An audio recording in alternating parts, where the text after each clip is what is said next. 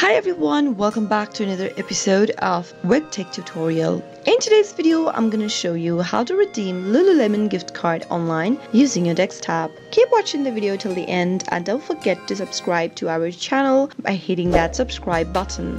Also, press the notification bell icon so that you'll never miss another upcoming updates from us. Now let's jump right into the video. Open up a web browser of your choice. In the URL box, type in www.lululemon.com and press enter on your keyboard. You'll end up in the official web page of Lululemon that looks like this. Make sure to log into your Lululemon account by clicking on the sign in link at the upper right hand. Go and type in your credentials, that is your email address and your password associated with the account. Make sure to enter your credentials correct while logging into your account. Finally, click the sign in button after everything's correct. Once you're logged into your account, if you want to redeem your gift card, you can do it in the checkout page if you're trying to purchase an item. Let me just click a random item over here just to show it to you. If you find something that you'd like to purchase, select its color and click on Add to Bag. Click on View Bag and Check Out in order to end up in the checkout page. Now, click on the Checkout button one more time on the right hand side of the screen,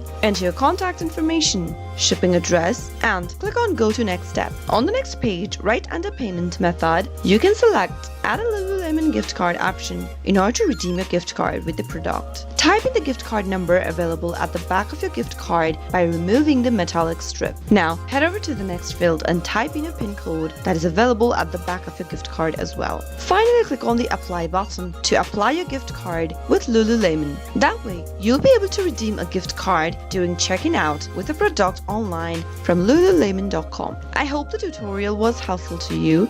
If it was, go ahead and give us a thumbs up. I'll soon be back with more tutorial videos like this. Thank you for watching.